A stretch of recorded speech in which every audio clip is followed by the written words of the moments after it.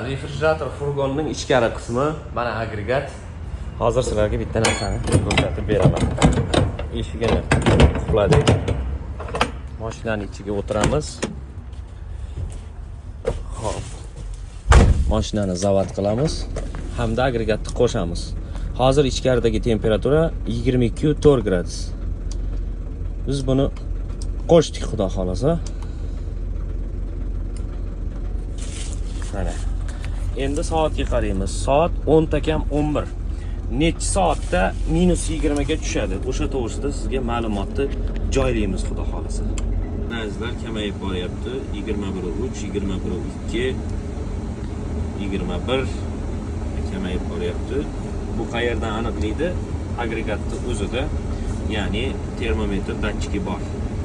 -20 ga qo'ygan paytimiz, o'sha -20 ga tushgan payti albatta vaqti bilan ko'rsatamiz. 11:40 aziz do'stlar, mana -20.